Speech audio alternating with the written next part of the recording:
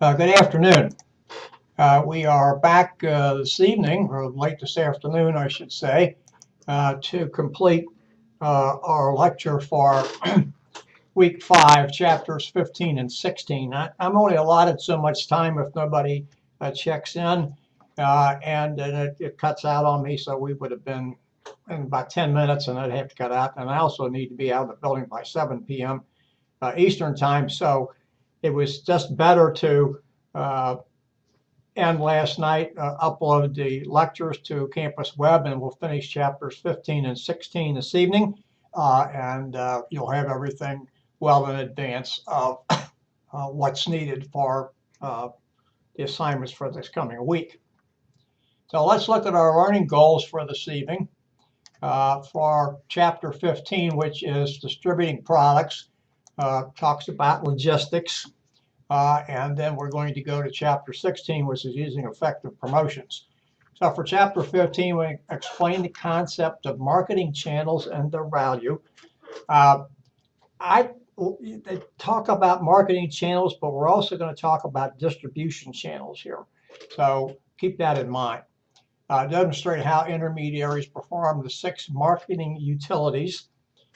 Identify the types of wholesale intermediaries in the distribution system.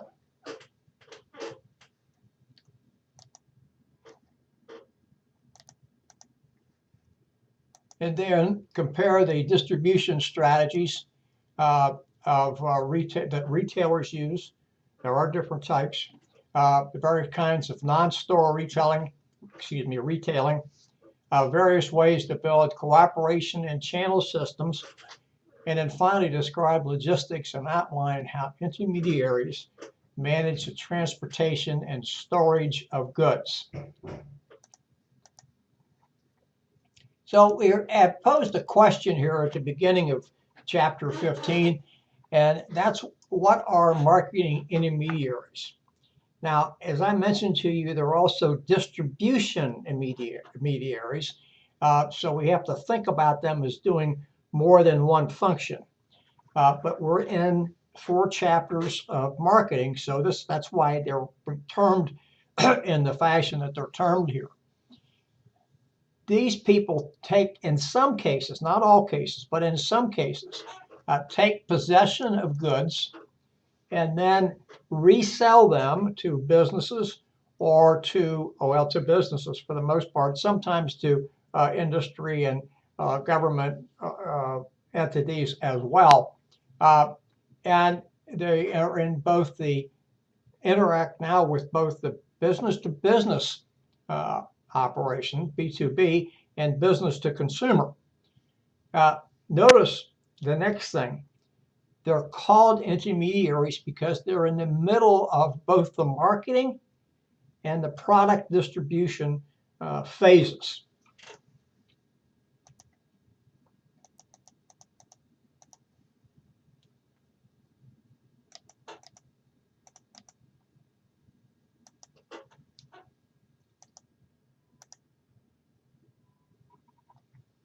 Now, notice here, marketing intermediaries, they're part of a channel or one of the channels of distribution. So these folks join together with a manufacturer, if you will, to take control is the wrong term, but take license for, to take the product and then to distribute it, resell it in many cases to other organizations, other wholesalers maybe, and then to the consumer, who is the end user.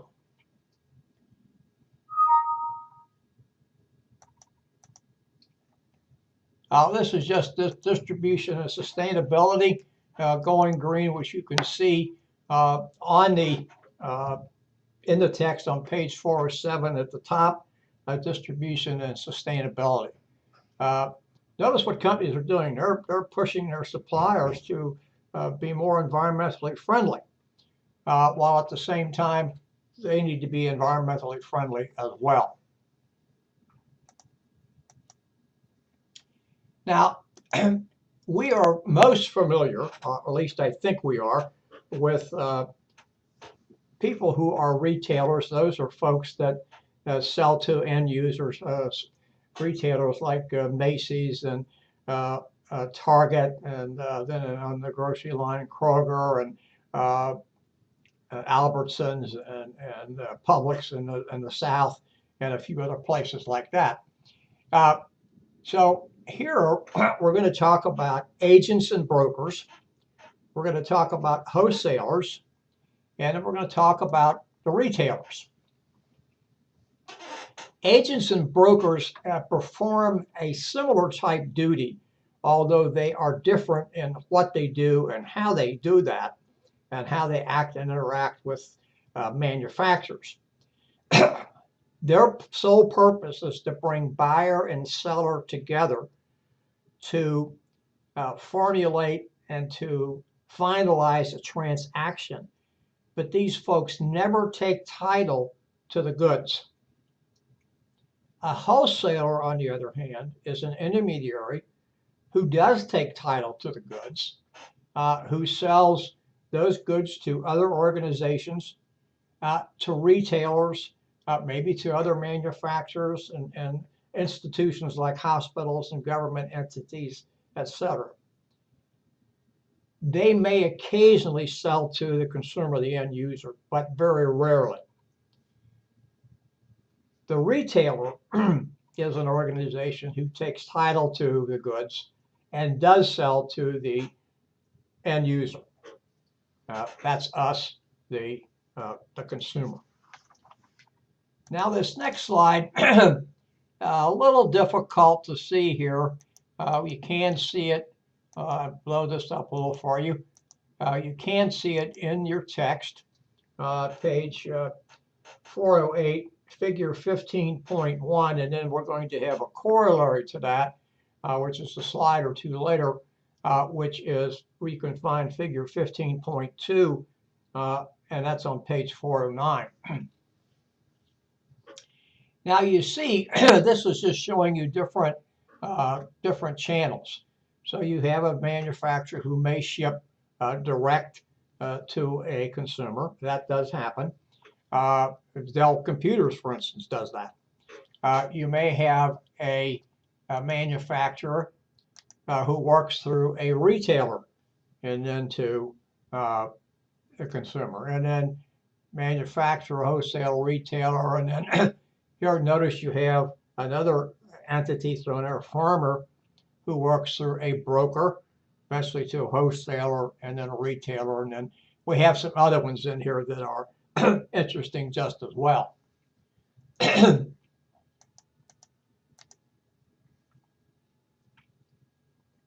Now, this particular slide, and we're going to talk more about this as we go through this chapter here this evening. It actually asks a question here, although we don't see a question mark, why we need intermediaries. Why can't the manufacturer just sell directly to us, as Dell does, and there's a few other ones that do? Well, one of the reasons that happens is because the intermediary can make transactions happen much quicker. In fact, they can do it less expensively than a manufacturer can. Now, Dell does, of course, do something different. And of course, Dell did open some stores a few years ago. So they also make the markets more efficient by reducing both the transactions and the contacts. So we need to keep that in mind, and we're going to go through this. We're going to explain this a little more fully as we go through the rest of the chapter. Now, to kind of give credence to what we've just said, here is what a manufacturer would have to do if he or she did not have marketing intermediary. They'd have to go right to all these different retailers. And notice all the wiring that goes through here, back and forth and up and down and sideways, and etc. Whereas if you have one wholesaler in the middle, that wholesaler can take product from, it's showing 5 manufacturers here, and then can turn around and ship those out to 5 customers. So it's a little easier for the manufacturer to go through an intermediary, and then for the intermediary to act with what turns out to be in many cases, the ultimate customer, at least as far as the wholesaler is concerned. Now we're going to drop this slide back down a little bit to something that's a little more palatable. Now, as you know, or as you may know, or as you're going to come to know in this chapter, there's always a lot of talk about why we have intermediaries. Notice here what it says is that intermediaries can be eliminated, but what they do can't be eliminated. So what the intermediary is doing is not only is it taking the product from the manufacturer and getting the product out to customers, it is also performing some functions that the manufacturer would have to do. So they can do it quicker, they can do it less expensively than other organizations can. That might kind of blow your mind. Well, if the manufacturer only needs to concentrate on manufacturing and interacting with an intermediary, doesn't have to worry about, having an extensive sales staff or marketing staff or something else that gets into this interaction with customers more than they do at a certain level. Yes, they do add costs. Marketing intermediaries do add costs to the products. But notice what it says. Those costs are generally offset by the value added by the intermediary. And we're going to talk about that in just a second. We're going to look at this pie chart first. And the pie chart shows us what happens to our food dollar. The farmer gets 25 cents of the food dollar. 34 cents of the food dollar is given over to labor, and it mentions where it is. Then we have 14 cents that goes to building, certain percent that goes to packaging, etc. So this is what we think about how distribution in some effects, in some ways affect what we pay. And you'll notice the total distribution cost of that dollar within the food, or with a dollar that associated with the food that the farmer produced, is 75%. So 3/4 of what we pay goes into distribution. And obviously people will fuss about that. And one of the things we have seen, especially when it comes to farmers today, is something we had in this country many, many, many years ago. And you can go to many cities in Europe and find what I'm going to talk about here in more prominent places maybe than what we see them here in the United States. And that is the proliferation of farmers markets, where the farmer is actually bringing his or her product to a location and selling it directly instead of going through some type of vendor who sells it for him or her. So we now look at what intermediaries do and what they provide. They provide utility, and in other words, this is something what the intermediary is adding some value to the product. Now, somebody's going to say, well, if I want to buy a potato is a potato is a potato. I can't disagree with that. But if you have to drive 25 miles to buy that potato from a farmer, instead of being able to drive a mile or less to some sort of store, retail store, to buy that same potato, you would you're saving yourself time, you're saving yourself transportation costs, etc. And these are the utilities that an intermediary adds, the value that it adds to the product when the product is sold through them instead of through manufacturer. Now, I know I used farmer, and I had to use farmer because we see this change coming up within the United States and how people are buying food today, tending to buy food maybe perhaps in smaller quantities, focusing on freshness, focusing on directness, and a few other type things. That's not going to change. That factor is not going to change when we're dealing with manufacturers. Now, taking away from food producers and talking about manufacturers of hard type products as opposed to edible products. So these are the types of utility. They add form, time, place, possession, information, and service.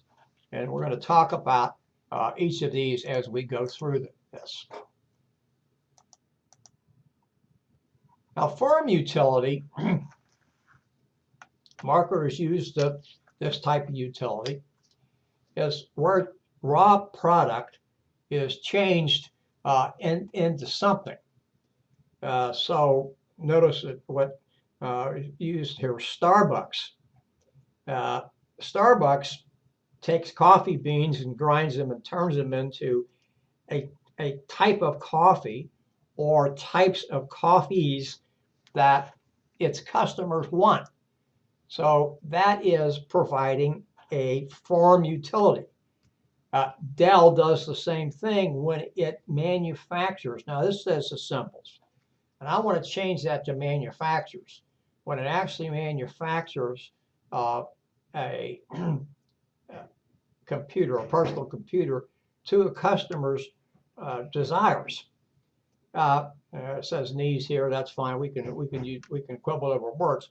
Now, part of what it says here is a symbol. It says that Dell probably, and I'm suggesting it's true, manufactures a basic type computer, and then it also manufactures other things that will go into that computer to provide programs, etc. So it has a basic computer that it works with, and then it assembles, takes off the shelf, if you will, the parts that a particular customer ordered for his or her personal PC. Time utility. This is something that we don't think about, and that is going into a retail store that is open 24 hours a day. Or if not 24 hours a day, certainly long extended periods, maybe open until midnight. You can't go to most manufacturers. You can't go to most farmers, and you cannot go to hardly any farmers markets that I'm aware of that are open those kinds of hours. So yeah, we can do some things pretty quickly on our own by interacting directly with a manufacturer or a farmer, but sometimes we can't.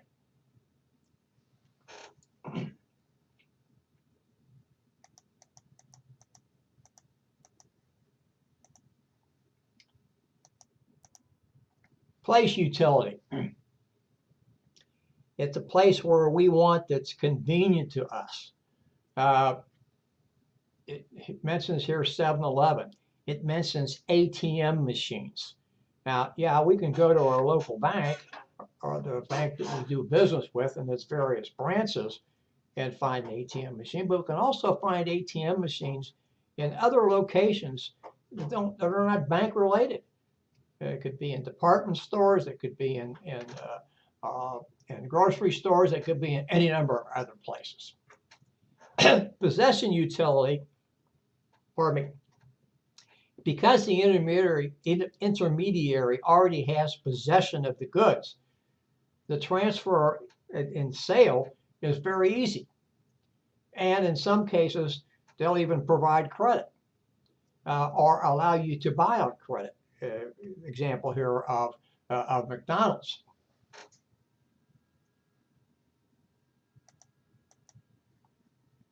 Information utility, fairly easy for us to figure out here.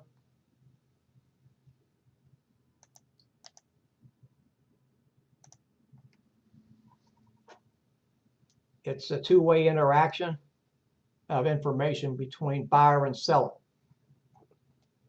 And then service utility. This is providing service after the purchase. Notice it also teaches people how to use it. Now just think of this.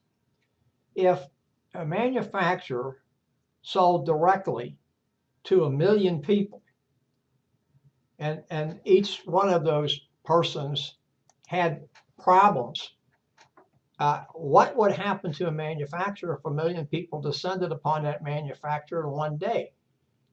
Probably won't happen, but it's even a sizable number, 50,000, 10,000. Very difficult for a manufacturer to deal with, or any business to deal with that number of customers wanting service in a particular day. But by parceling this out to intermediaries who take title to the goods and then transfer that title to somebody else through a sales transaction, that's diffused over a number of different intermediaries, that service can be done a lot quicker.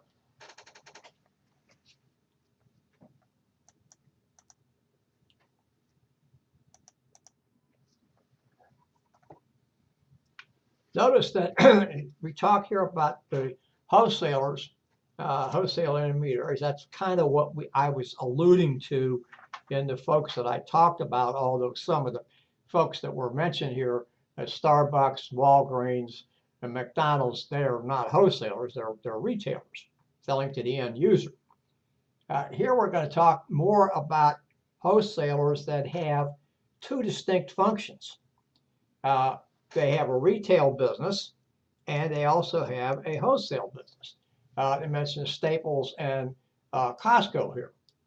I'm not a Costco member, so I can't speak of them, but I do know Staples. My wife and I do business with Staples, and yet we also know that Staples does work for businesses, copying and things of that nature. And they also have a squad that goes out and repairs computers and things of that nature. So they offer services that are both for the retail person, pardon me, end user, and even though those computers, that could be an end user type thing as well. But they also offer services that go both to the consumer market and to the business market. And as the last thing on the slide says there, most of us are more familiar with retailers because we deal with retailers on an everyday business, and most of us don't do business with wholesalers on an everyday business. These are the types of wholesale intermediaries: full service and limited function. Now, full service does everything.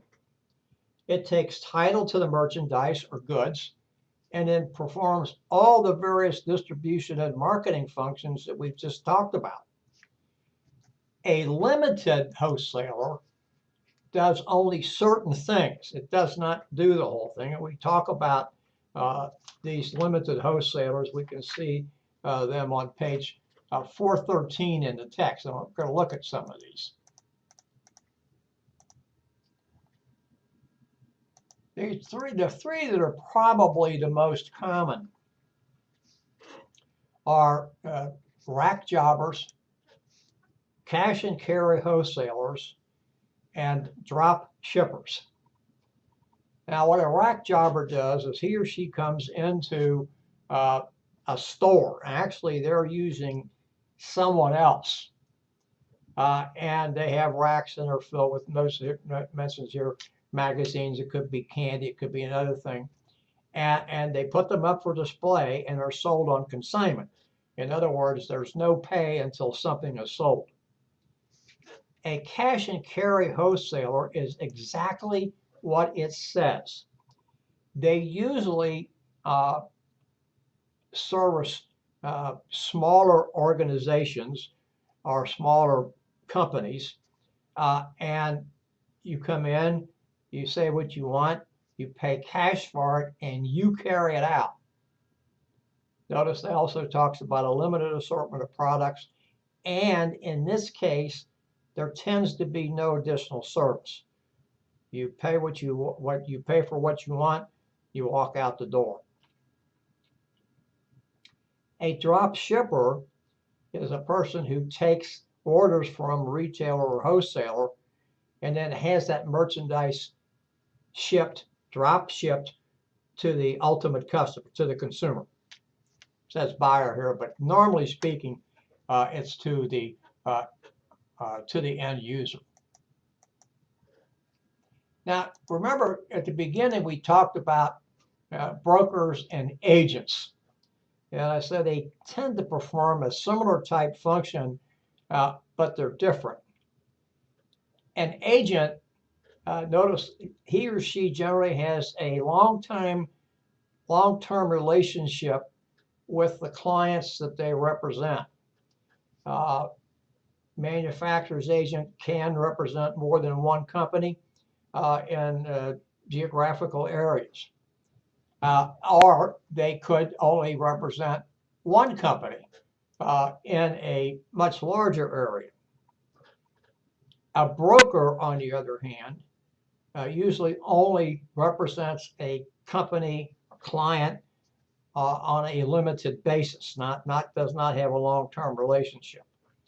And remember, these folks perform essentially the same function. That is, they bring buyer and seller together and help facilitate a transaction. Don't ever take title to the goods.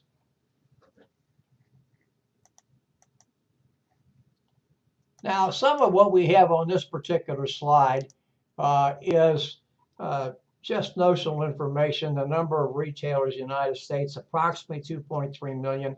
Remember, this text is a little old, a couple years old, so we're probably talking maybe as many as 2.4 or 2.5 million retailers, and the number of people employed in retail has probably gone up over the 11.1 million employed that we see here.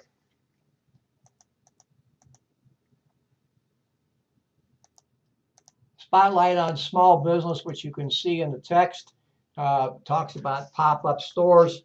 We find those generally coming around for particular types of seasons, normally holiday season and things like that, or for special sales events or promotional events, like is mentioned here about the CoverGirl and Febreze samples.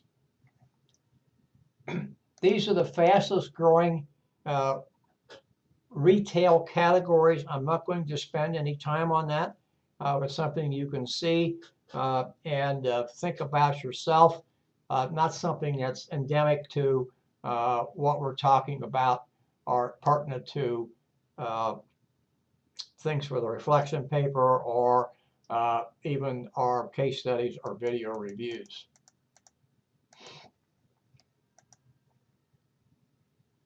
This is just a slide here that talks about preventing coupon fraud.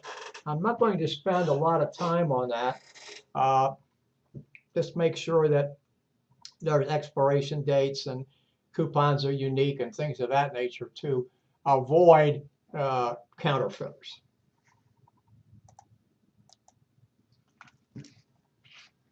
And this is a way to prevent fraud for returns. Have to have a sales receipt and talk about shredding receipts so somebody can return something, etc. Make sure product hasn't been tampered with, and finally fill out a form when they're returning goods.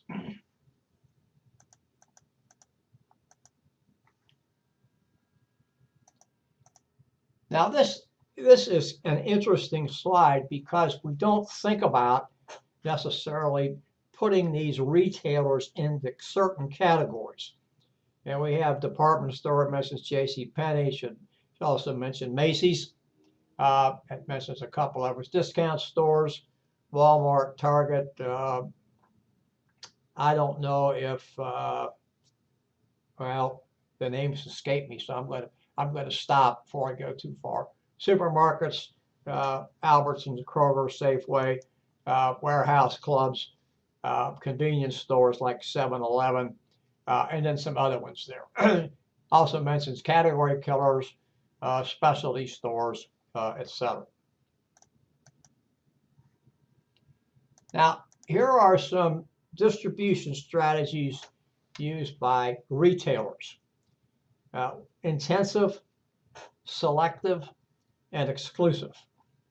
In intensive, you're putting the same product into as many places as possible. So as many retail outlets as possible. And you're trying to use a term, flood the market. Selective distribution says that you are going to put your product in certain stores in a geographic area. So it's not going to be available to every retailer in this particular area. It's only going to go to certain places. And you want people to come into those stores to find that. And then exclusive normally means it's only going to be in one store in a certain area. It could be two, but that's very, very, very rare. So exclusive generally extends to one. This particular slide just asks what type of retail strategy you would use, whether you'd be using intensive, selective, or exclusive.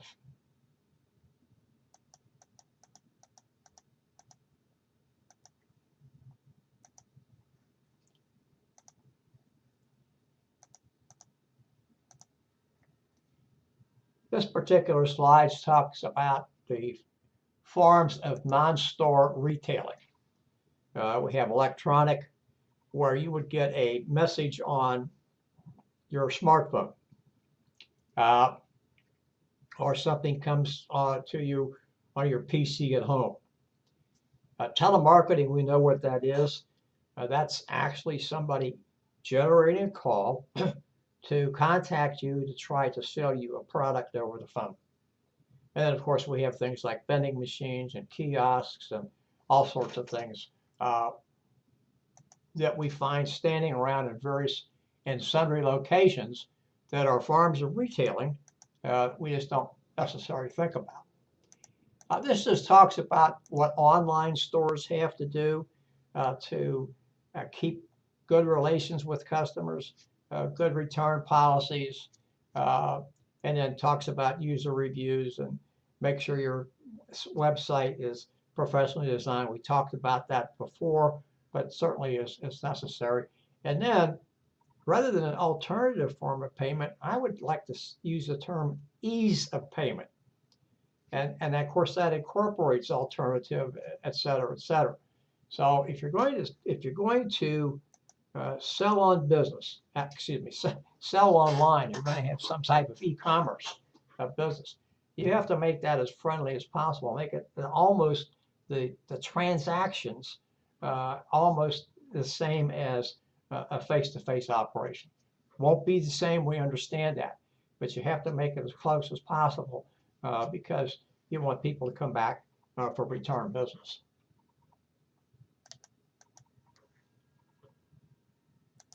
Different forms of non-store retailing. Some of what we've already spoken about, direct selling, that would be making an appointment to come to somebody's home and demonstrate a product or something of that nature. Direct marketing, this is something that directly links manufacturers, notice, or their intermediaries with the end user. So it's a direct type thing. I don't think we have to think too much about that. And maybe we don't think about it. And I suppose if you want to stop and think about it, direct selling and direct marketing are pretty much the same. And I think we might, in some cases, be splitting hairs here over the definitions. Now, we are now into the channels of distribution. We're going to talk a little bit more about them. We'll bring in the intermediaries, especially the wholesalers, into this area. And we have four types of systems: corporate distribution system, which we're going to talk about first, contractual distribution, administered distribution, and then supply chains. Supply chains. I don't think I pronounced that properly. A corporate distribution system is something that is exactly what it says. Things come from the manufacturer to a store, retailer for the most part, owned by the company. The examples given to you here are Goodyear and Sherwin-Williams paint. So when you walk into a Goodyear store or Sherwin-Williams store, you know that everything has come directly from the manufacturer to this location without going through any type of intermediary.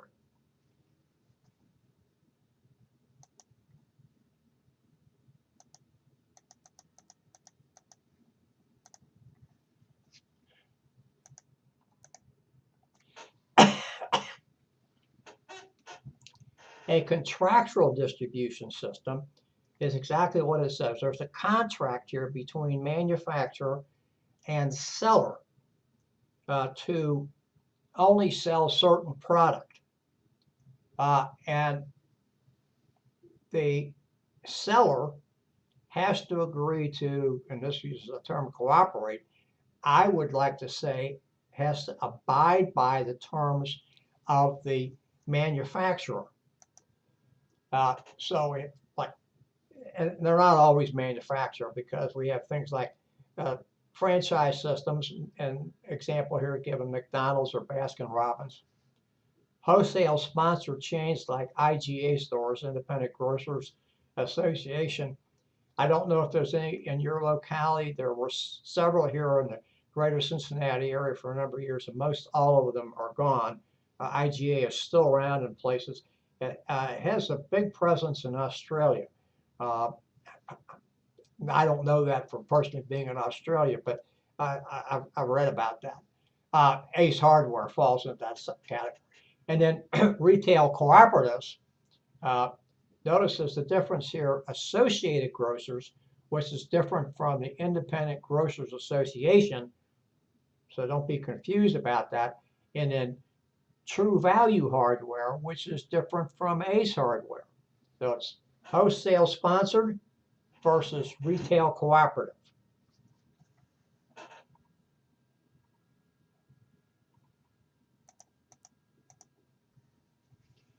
And then we have administered distribution systems, where the producer manages all facets of the marketing function at the retail level. So they bring in, take care of the displays and things of that nature. And what's mentioned here are Kraft Foods and Ralph Lauren.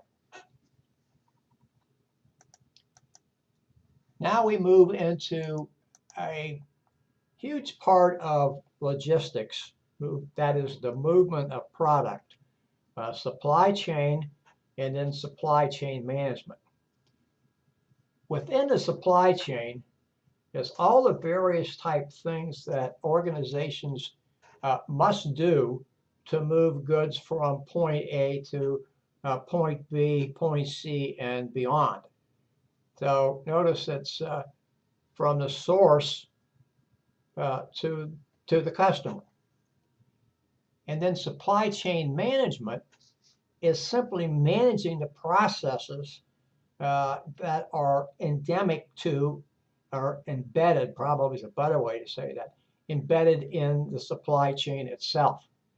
So notice it's doing all of these things. It's the management of moving all of the material, both outbound and inbound. Now I'm going to blow this up a little bit. You can see this at the bottom of page 421. It's figure 15.6.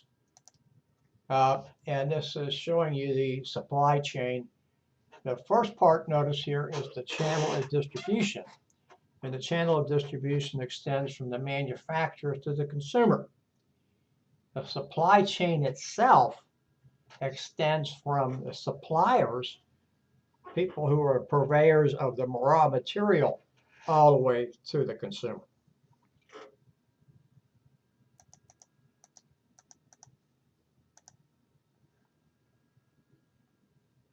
Now, using logistics is to simply remember we're getting material from one place to another. And it is controlling the physical movement of product.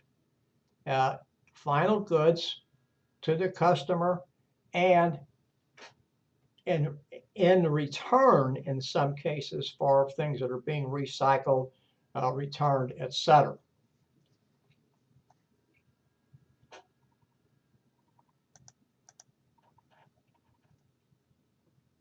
So we have inbound logistics. That's bringing the raw material in to the manufacturer, and its packaging, etc., and then getting it out from the supplier to the producer.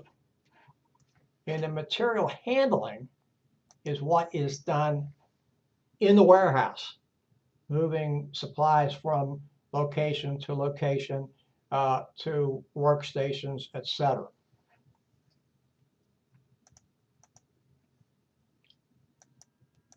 Outbound logistics, managing what we manufactured to the consumer. And then reverse logistics, which I alluded to before, is the return of product, recycle, unused, defective, etc., back to the manufacturer. Now, this next slide, so I'll blow up here a little bit for you, gives us an indication of the various types of logistics used in the country, and what can be expected of them in cases of cost, speed, dependability, flexibility, frequency of reach, etc. Notice that we might think that rail is fast, and yet it's considered to be slow here, versus trucks, which are very fast. And notice the trucks have the highest reach. In other words, they can get to the most people.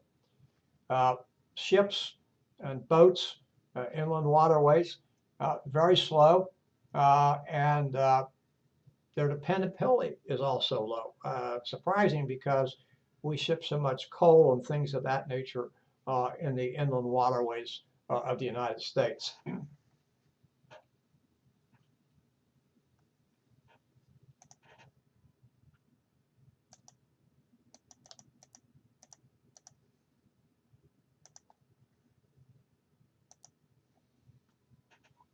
Now, this particular slide talks about a freight forwarder. And this type of logistic specialist puts a number of small shipments together to create one large shipment. So you get the synergy of being large, shipping to more than one place, perhaps, but also efficiency, because it's going to cost less to ship that, and it's going to cost the person who wants to ship it less money. Cost effective. Intermodal, and this is using different types of transportation for a single long distance delivery. Now, freight forwarder is what we see here with the ship, but let's look at the. We don't need to blow this up. We'll bring this down a little bit. So we have the ship, and then we have these different types of intermodal shipping.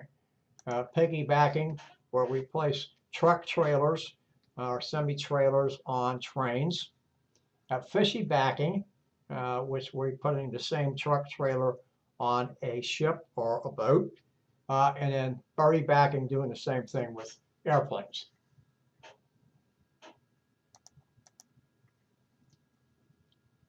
And again, this is another a slide that tells us what the best way to get our product there. And trucks are the most popular at over 2/3 of shipping, followed by trains, then pipelines. Of course, pipelines are very specialized. You won't find everything on pipelines, and then ships, and then finally air.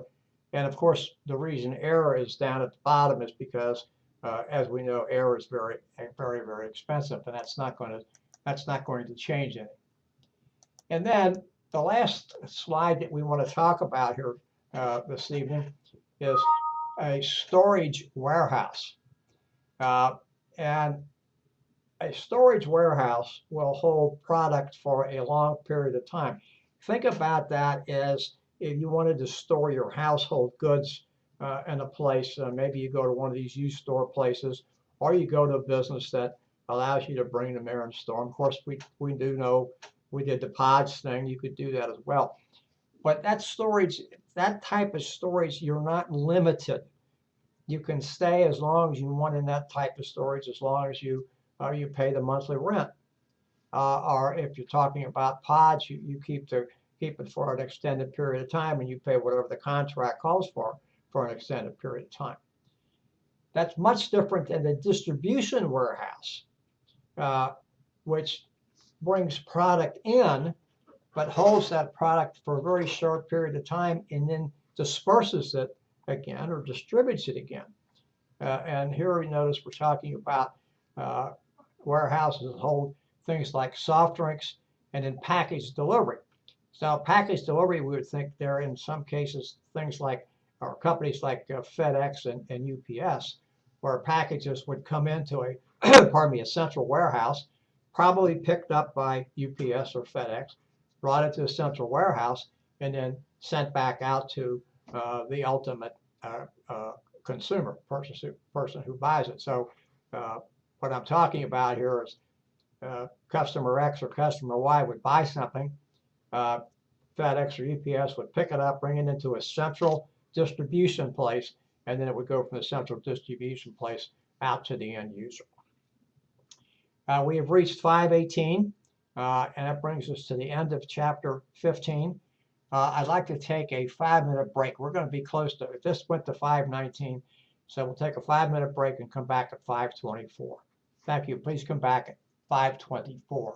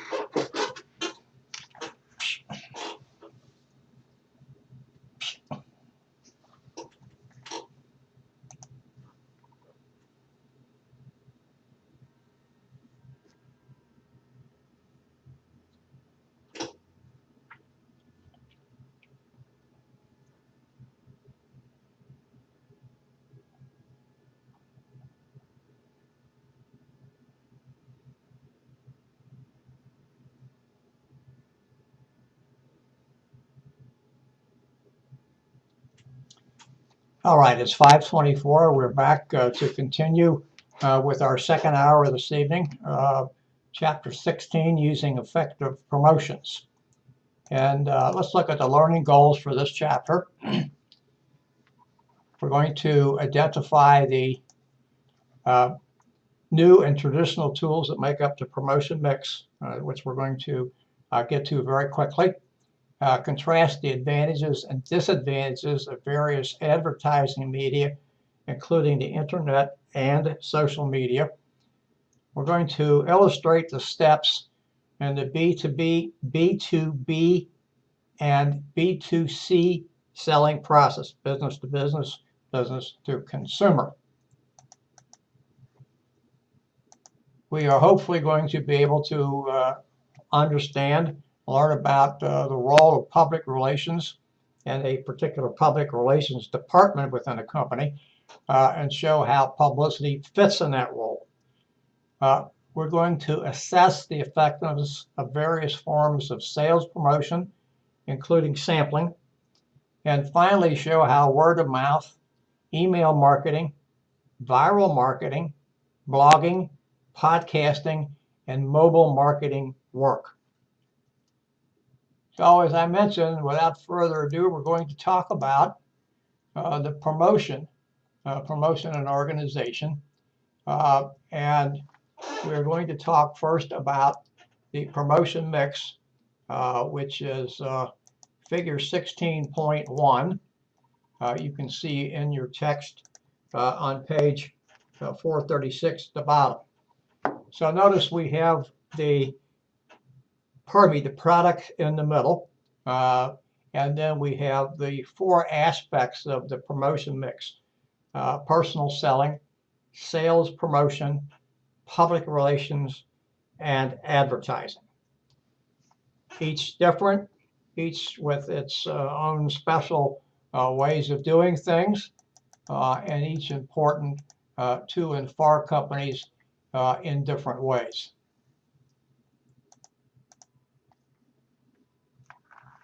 So one thing that companies want to do, and you can see this displayed in some fashion on page 437, figure 16.2. I don't have a slide for that.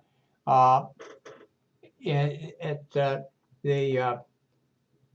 do have a slide for the steps in promotional campaign, but not for the integrated marketing communication.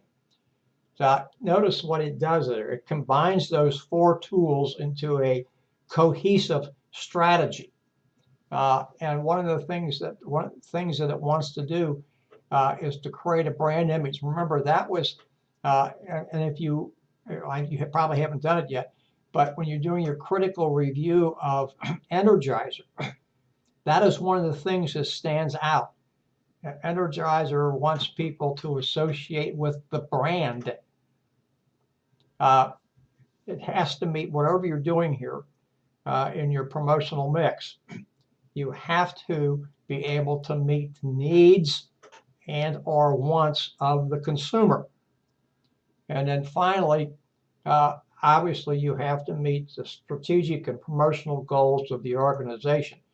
Now, what I want to say first is you meet the strategic goals of the organization. The promotional piece will be fitted into that strategic goal. Strategic is an overarching view of what you're going to do, strategy, how you're going to move the company forward. And the promotional part will be part of that strategy. Important, obviously. Now, the first thing we're going to talk about is advertising.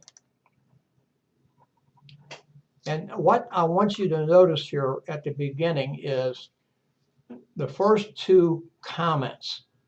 First of all, advertising is paid for. And I think we all know that. We don't always stop and think about it, but we know it. Notice the second thing that it says there. It is non-personal. So we look at billboards. We look at advertisement on television. We look at advertisement that hits your smartphone.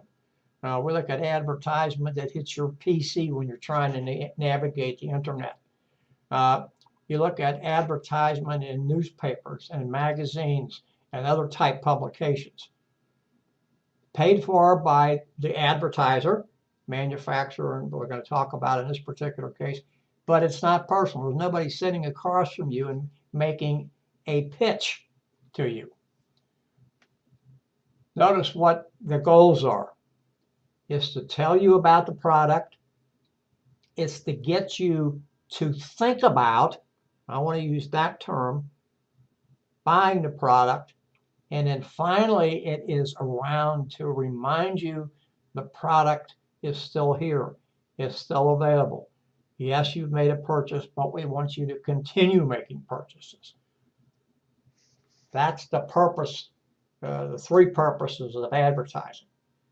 To tell you, to get you to think about buying. I want to use it that way first, and then obviously to put the hook in to get you to buy, and then to remind you the product is still available for purchase.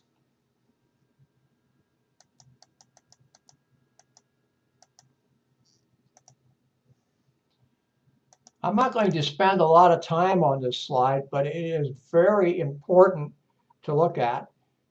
Again, this slide is probably, the text is a couple of years old, and so we're talking here about the impact of advertising, what the expenditures of advertising are on an annual basis. That's $241 billion. It's probably like 250 today, and maybe even higher. So notice how we consumers benefit when we are listening to or watching commercial television and listening to commercial radio. That advertising pays for that programming. Now, of course, this dynamic has changed a good bit with streaming and things of that nature. But if you had television in your home and you were not hooked up to either DirecTV or some type of direct television, and you weren't hooked up to a cable organization, whatever you could watch, and it would be limited, would be the four networks, ABC, NBC, CBS, and Fox. And then if you had some local public programming, 5, 6 channels, maybe 7 or 8 at the most, but everything you would watch would be free. Now, yeah, you'd have to pay for your electricity and things of that nature, but you wouldn't have to pay for the programming. As we know, that's changing. We do the cable and the streaming and the premium channels and things of that nature. But a lot of what we still get on television is paid for, and we don't pay for it. Well, we do it because we buy the product, but it's not costing us additional money. And what it says here, I think, is very important at the bottom. Advertisers are going to use the medium that is going to give them the highest return for their advertising dollar. If it's television, of course, that's the most expensive, or radio or something else. Notice about social media. It is changing so rapidly that it is difficult for marketers to keep up with it. And then talks here about the number of followers that Starbucks has on Twitter, and then the number of fans that McDonald's has on Facebook. And of course, those organizations would not use those type of media if it didn't pay them dividends. So here are our major advertising categories: retail, trade, business to business, institutional, product, and Macy's advertises it's what it has on sale at its retail stores to consumers, manufacturers to wholesalers and retailers. I'm not going to go through this whole situation here, but just to give you some kind of an idea. So if you shop at Macy's, my wife does, and not exclusively, but she does shop at Macy's, and we get advertisements for sales, on a routine basis. pardon me again, that's over and above what comes as an insert in the newspaper, or what may come in a magazine that we have subscriptions to, or something of that nature. So again, three purposes, what they're doing. They're trying to let you know what's available. They want you to purchase. That's the persuade part of it. And to remind you that they're still around. Now, of course, the sale is trying to get you to come into the store for a particular product. However, when you're in the store, they're hoping that you're going to look around and purchase other things besides what's on sale. That's the purpose of having a sale. That's known in some cases as a loss leader. They want you in the store, and then hopefully you will purchase something other than what's on sale that's at the normal price.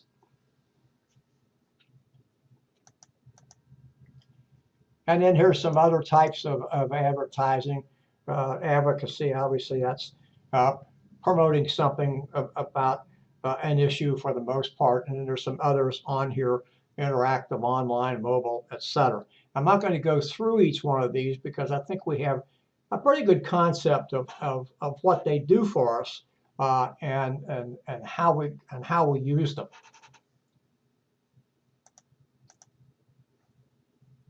This is the advertising dollars spent by corporations and where they are most used. And notice that direct mail is still the largest at projected spending in 2010, 5 years ago, of $52.3 billion. Now it says in millions. That should be in billions to get us back to the 241 that we talked about before. Broadcast TV, newspaper, cable, etc.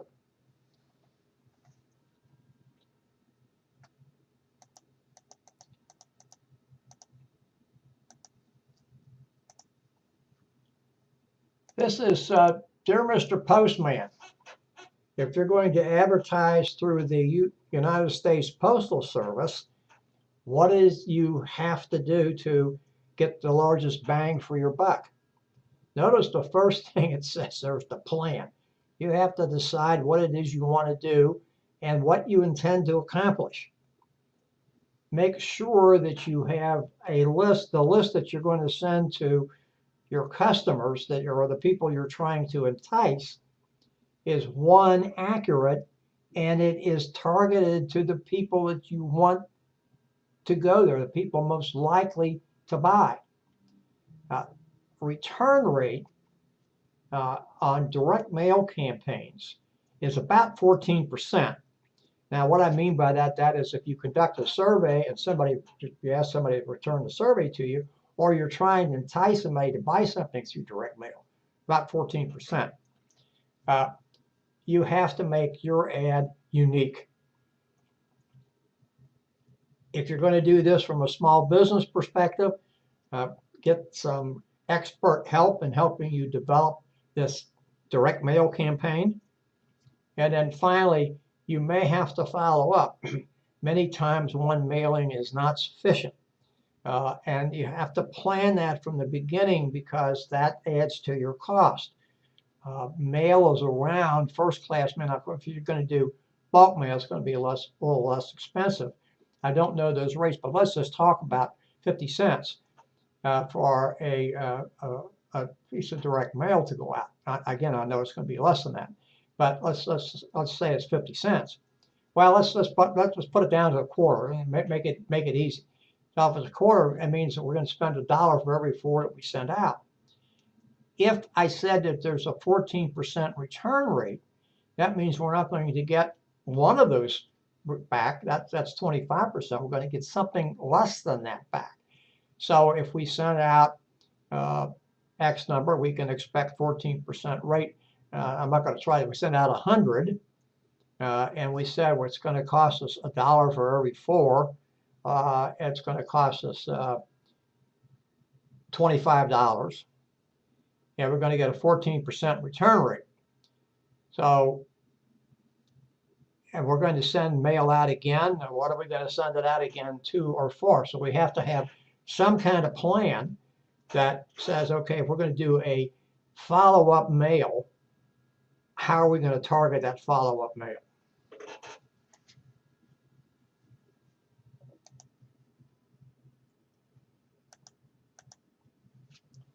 This is just a slogan contest that went around.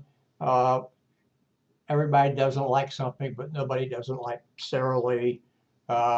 With a name like Smuckers, it has to be good. So there's other ones here. What you're trying to do with this advertising campaign is to get people to identify with a slogan. That's what this is. And to get them to remember that. Those are effective. I can't tell you how effective they are at getting people to buy. Companies can tell you that because they have data on that that tells you what they're going to do. This is just a slide that talks about animals, particularly dogs, in advertising. Nipper was the original dog, and the RCA Victor, what's called RCA Victor at one time, RCA Corporation logo, dog listening through a megaphone, hearing phone, actually, that they used to have years ago on old Victrolas. I'm not going to go into that, but I don't know if you can still see the dog, but he would be sitting there listening.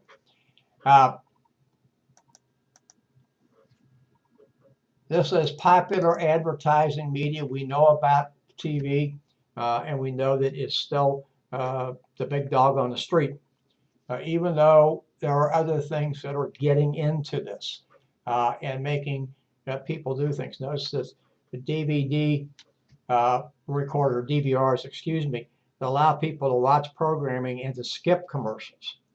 And so advertisers have to think about that, but they're also changing their ways to keep up with the change in the media.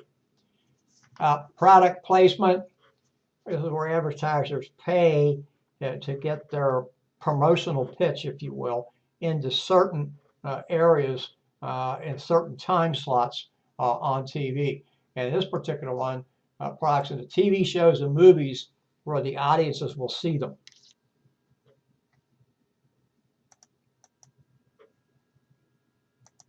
And then memorable product placements in movies. The one I like is the King's Speech because there was a Rolls Royce there.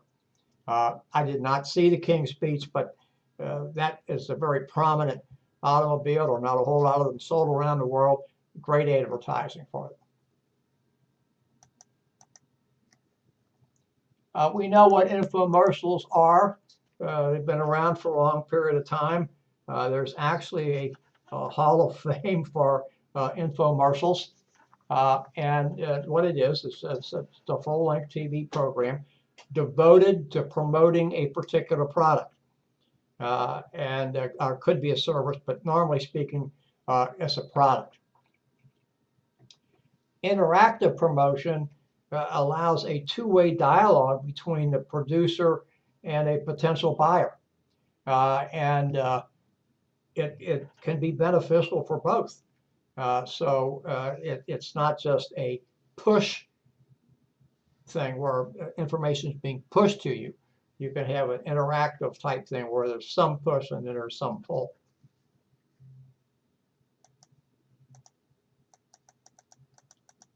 And as I mentioned, infomercial Hall of Fame, and I'm not going to go through this, but here it is for your edification to look at.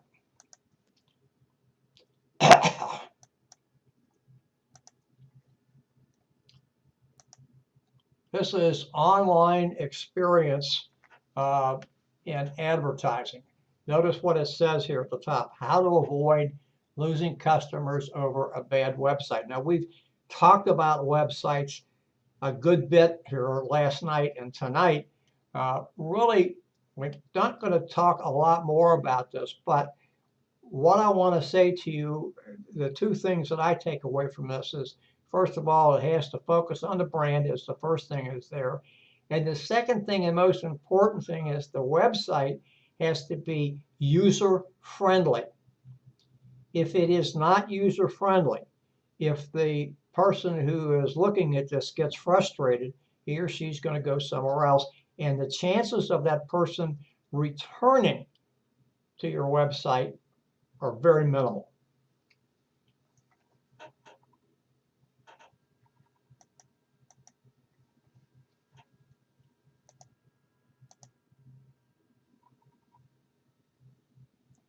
This is just some information about social media complements other promotions. You can see this in the text at the top of page 433. Something you have to be concerned about, and that is social scammers. You really need to be careful about this. Anybody who asks you for your credit card information or other personal information and you did not initiate the conversation, no matter how the conversation started, telephone, interactive TV if you have that, interactive online or whatever. If you did not begin the conversation, cease, disconnect, go someplace else, because that person is asking for things that are not necessary. There have been more and more scams come out today, telephone and through the internet, people posing as IRS agents, and you owe back taxes, and if you don't give them access to your bank account, somebody's going to come from the police department and arrest you, et cetera, et cetera. IRS does not work that way. Never has, and I can't say never will, but never has. They don't interact like that. They always give the person who is in arrears on taxes a chance to pay those taxes before they ever take any action. So those threats come out. Be careful about them. These folks tend to prey on older people. I don't think that applies to anybody on the other end of this conversation. And that doesn't mean to say that you wouldn't be scammed. Be careful about that. Don't give any information other than what's necessary. And certainly nothing about your bank account, social security number, or anything of that nature.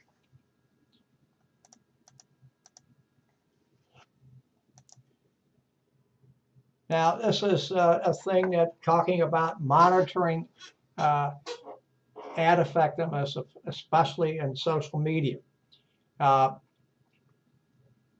Notice what Richard Branson, who is the founder of Virgin Airlines and Virgin Enterprises, does, as well as Tony Hsieh. I'm not sure I pronounced his last name properly, the founder of, it just went completely out of my mind, the shoe outfit. I can't think of it. We already did a thing about them. Hold on just a second. I'll get it for it. Zappos.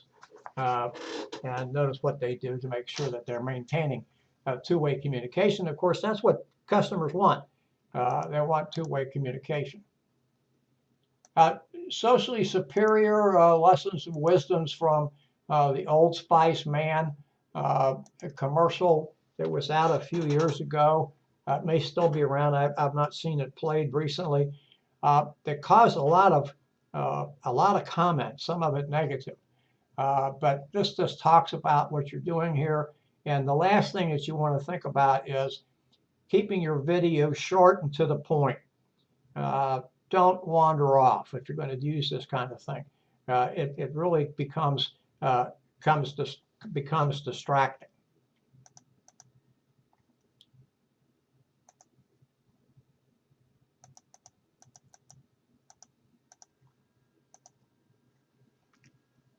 This is a making ethical decisions scenario. You can see this at the top of page 445, and I always suggest that you read these. I think they're interesting.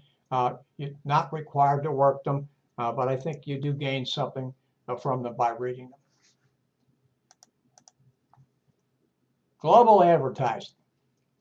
This is something that can become a bugaboo for advertisers, for promoters, for marketers, because in many cases companies like to use one message, and one message does not resonate across the geographic and cultural divide.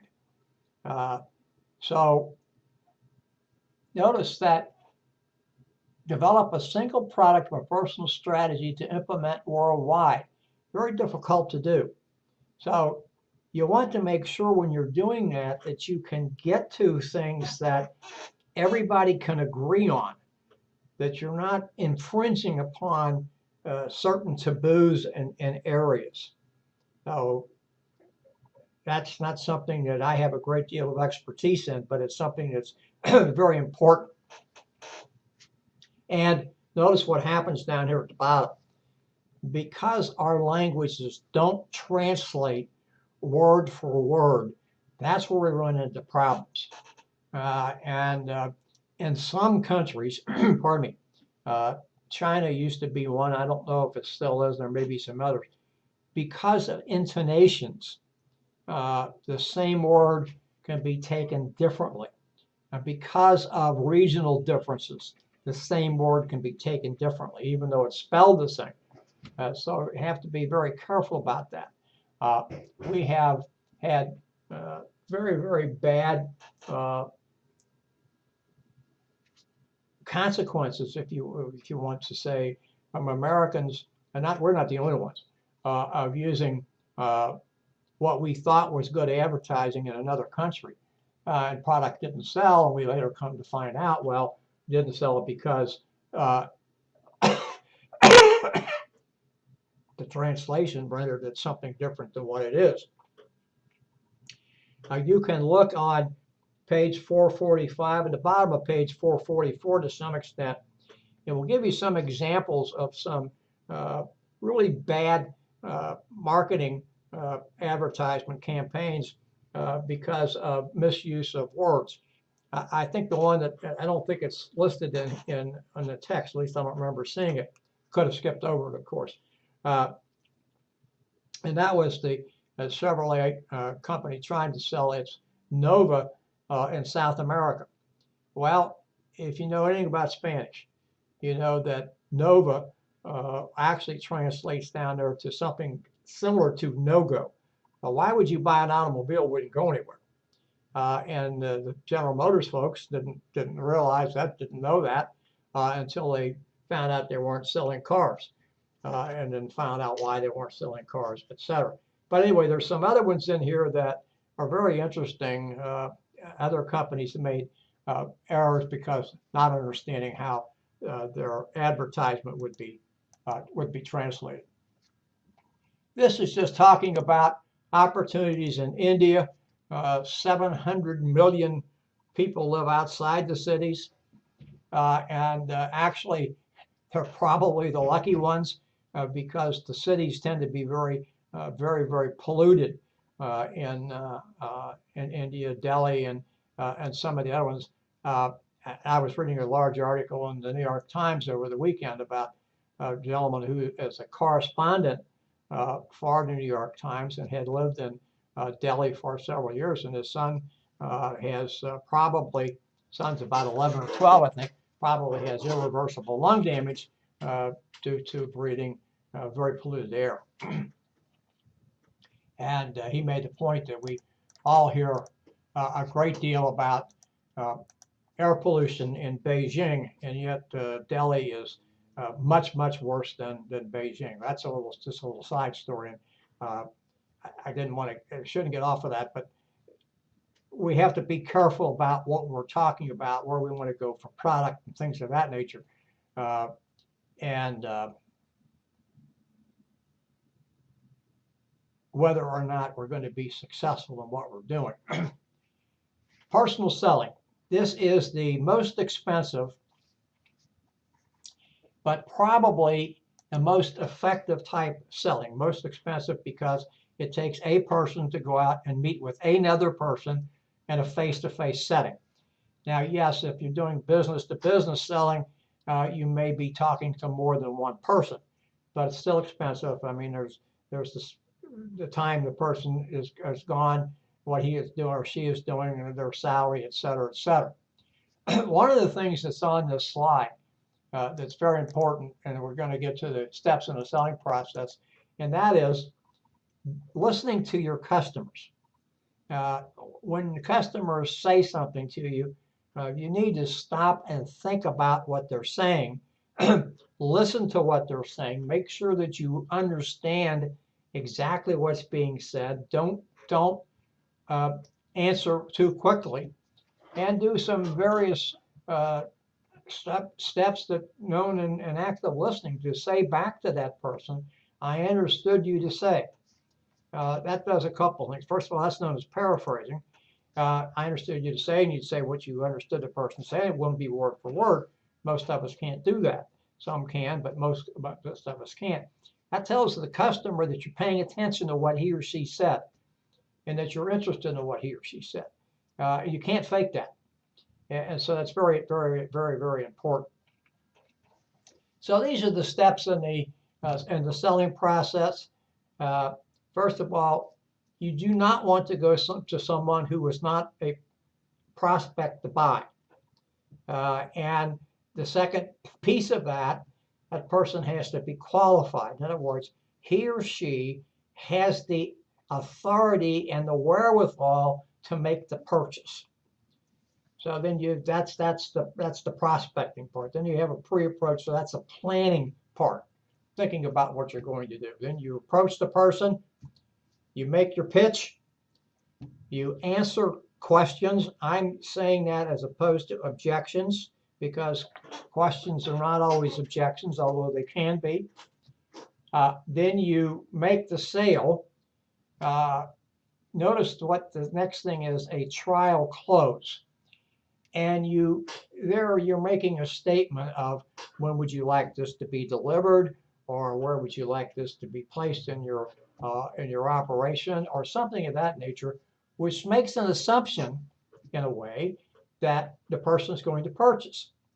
Now that is not unethical. For anybody stops and thinks about that, that's not unethical.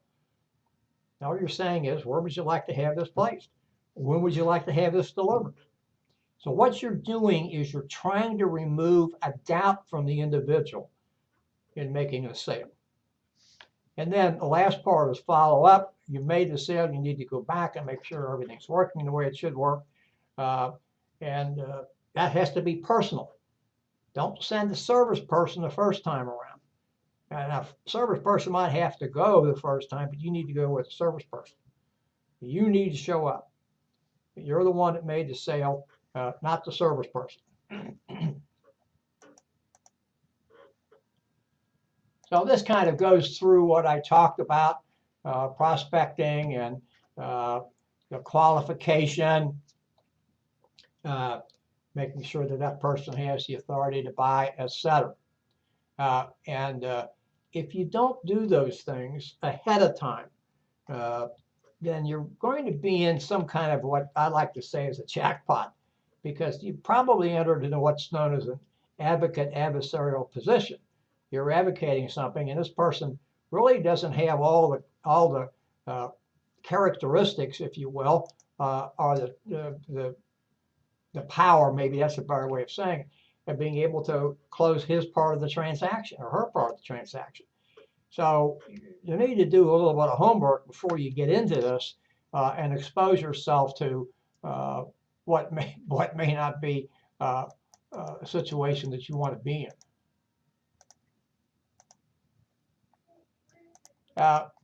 Here's some things about understanding. This is mostly talking here about the selling to a business. Know your competitors.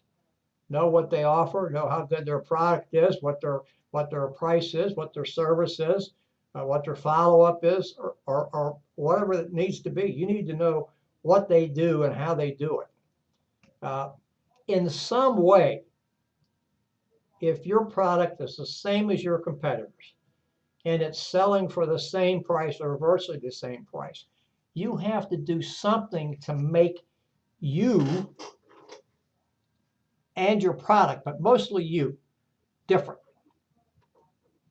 Why would anybody want to buy the same product from you that he or she could buy from somebody else for the same price? There has to be something that differentiates you. It could be service, it could be delivery, it could be any number of things. And obviously, we don't want to talk about buying business here. That's a bribe and that's illegal. But there has to be something that differentiates you to make sure that you're going to be able to get this sale. Notice the next one. Don't be spending time with people that don't have the wherewithal to make the purchase, or they're not likely to buy. That's a waste of resources. Notice this, the last one I want to talk about is build a relationship so that when you go back, that person is going to be more willing to buy from you the next time because of your delivery, because of standing on your word, etc. And you do things for those folks, and they're going to do things for you. What they're going to do for you is continue to buy your products. You need to do whatever it is for them that's going to make you stand out ahead of your competitors.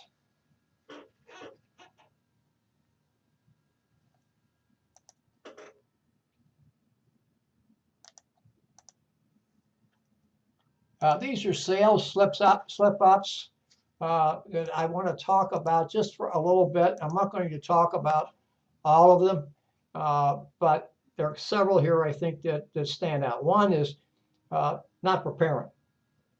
It also talks about over-preparing, but I really don't want to get to that point. I guess you could do that, but if you're not prepared, you're never going to be over-prepared. Over-preparing just means you're down in the weeds someplace that people don't want you to be. Remember that money is not always the object, and that making the sale and the money shouldn't be your only goal. Your goal should be to help the customer. Now, yeah, by helping the customer, you're going to help the customer. You hope that he or she purchases what you're trying to sell because you believe that's going to help their operations, et cetera, make their life a little easier, whatever it happens to be. But, it's not just making money here. You're trying to do something for that person. Be yourself. And finally, remember that your job, your sales, is not just a job. Look at it as a profession. It may be hard to do, but remember, people who are selling things, pardon me, are actually trying to help their customer with an issue or a problem or an opportunity that they have. And that's why they're selling this particular item or particular items if there's more than one. And so you're helping this person and you're creating a relationship with them, as we talked about before. And so the focus should be on helping the customer. And you're helping him or her by telling them about the product and et cetera, et cetera. Yes, you want to make a sale, but you're also providing a service to them by doing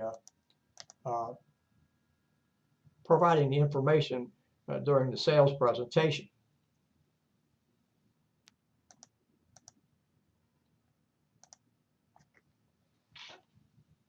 Now, these are the steps in the business-to-business selling process union. Notice that they're just a little bit different here than the normal, than the other one, because you're not going to go to someone in the business-to-business who is not qualified.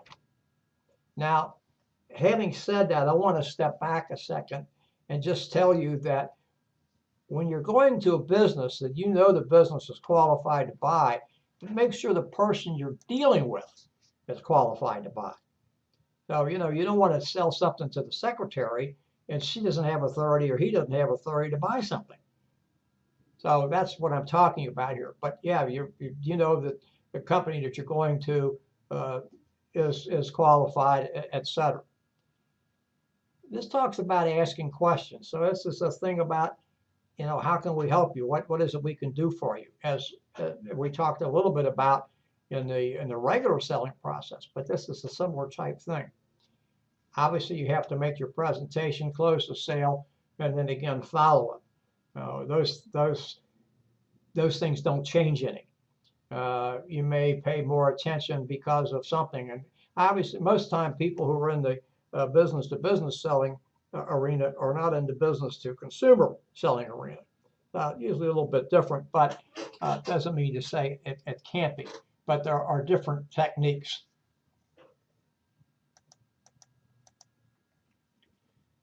Public relations. Public relations is something that is a little different than advertising because here we're trying to do something. We're trying to gauge the attitudes of the public about a specific issue, perhaps, or a question or a problem. And we're trying to, in some cases, influence the public to make a change. Obviously, then we're providing them information. And by doing so, we're trying to, again, establish a relationship so we are earning trust, and there are some built up relationship, and there's an acceptance of what we're trying to do. So if we're doing public relations, we, one, have to listen to the public. And then we're going to work on changing policies and procedures based on the input from the public. And then we're going to tell the public that, yes, we're going to be responsive to their needs. So this is part of public relations. And what we're trying to do here is we're trying to change attitudes and opinions and thoughts.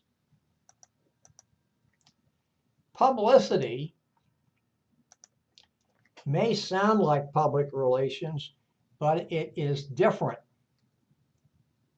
It is information presented through an advertising medium about a person or a product or a thing, perhaps an organization. And it is not controlled by the seller. Now, what I mean by that is a company will send a promotional release for publicity, and they have no control. The company has no control over when that publicity will appear in print media or when it will be broadcast in broadcast media or television and telecast media. So it goes to the various arms of the media, and of course it's done to try to influence the public about something. Remember that it's picked up by an arm of the media, and it's transmitted to the public at no charge, but the seller has no way of knowing when that is going to be, information is going to be given to the public.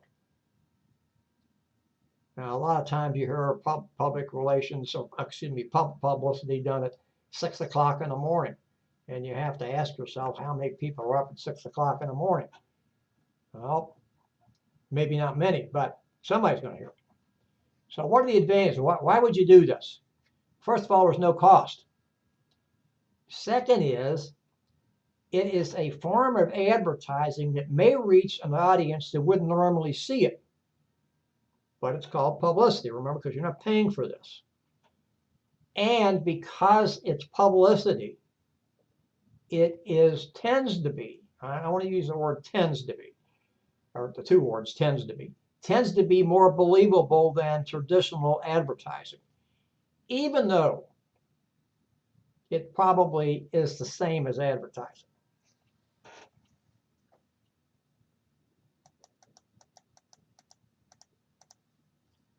Well, as you know, or I think you know, we've talked about in the course, there are there's advantages, there have to be disadvantages. And of course, the first one we've already talked about, no control over when that publicity is going to be made available to the public. None. No control over that. The publicity can be either positive or negative. And once that story, if you will, has been told, it is unlikely to be seen or heard again. So it's a one-time shot, and I think that's the way it has to be looked at. And it's not going to be around again.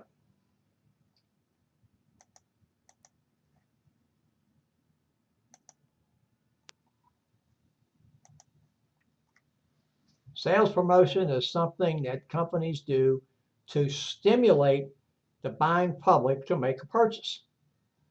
We have business-to-business sales promotions and, of course, consumer sales promotions. Notice what it says up here at the top. They tend to be short-term activities, not long-term.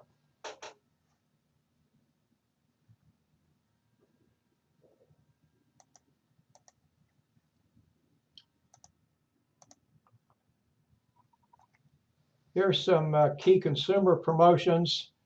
We talk about coupons, demonstrations, samplings, etc.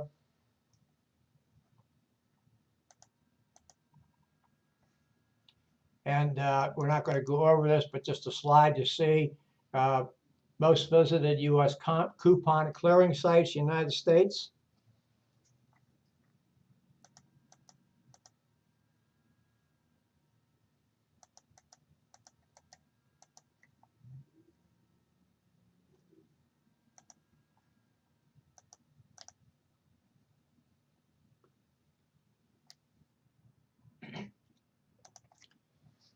One of the most effective promotions is word of mouth. That is, a friend of yours or some acquaintance of yours or somebody else tells you, hey, I went to normally something like a restaurant, or I went to a retail store, or I went to this movie or something of that nature, and I really enjoyed it. And because you value that person's opinion and you have some type of a relationship with that person, normally good, you're going to take that person up on it. You may not go with that person, but you may visit the restaurant or go see that movie or something else. And most small businesses really rely heavily on word of mouth advertising, word of mouth promotion. We get some of that in the videos that we're going to review, both the Groupon video and a couple of those other ones, where people are relying on word of mouth advertising. And it really is a very effective type of advertising. Obviously, it cannot be controlled by the organization. One of the things that has creeped in today, and I don't mean it to sound bad by using the word creeped in, is online reviews. And those are very effective. That's almost the same as word of mouth, except it's not obviously direct person to person. And the second part is that many times the person who posts the review has no way of knowing who's going to read the review. He or she doesn't know if his friends or enemies are going to see it or anything else. But it can be effective. And it can be, a lot of times it can be effective in the wrong way, that somebody's had bad service, they had bad food, whatever, and that's what gets posted. But that has come in to be today, and a lot of people will pay attention to that, especially before they go to a restaurant. Now, I'm going to be in Philadelphia at a convention, well, not a convention, a conference next week, late next week. And a friend of mine, friends of my wife and myself, a friend of mine and his wife are going to meet for dinner while we're in Philadelphia. And he gave us the name of the restaurant, the time, et cetera, et cetera. The first thing my wife did was go to look this place up and find out what kind of reviews it had. And so, I mean, I know Greg very well. We've been friends for many, many years. He's not going to take me someplace that's not nice. But that's what I'm talking about. and that's word of mouth promotion. Now, yeah, it's not face to face, but it's the same thing.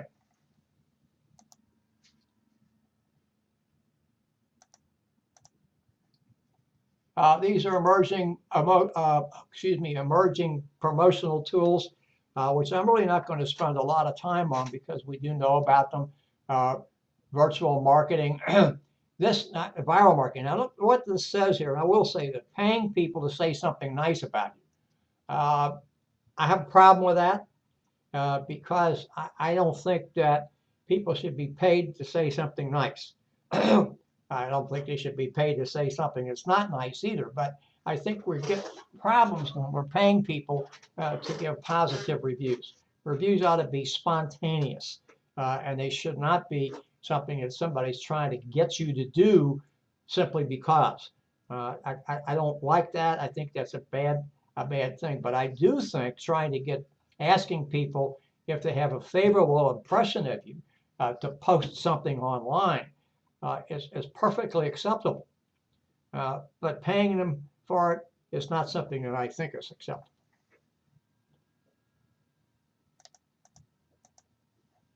Here's some others: blogging, podcasting, email promotions, etc.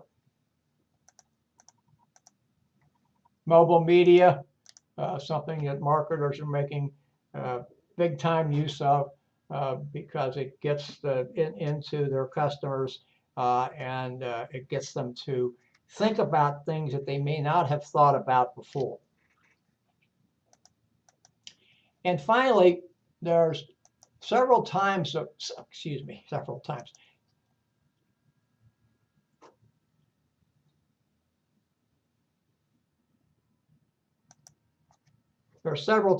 promotional strategies.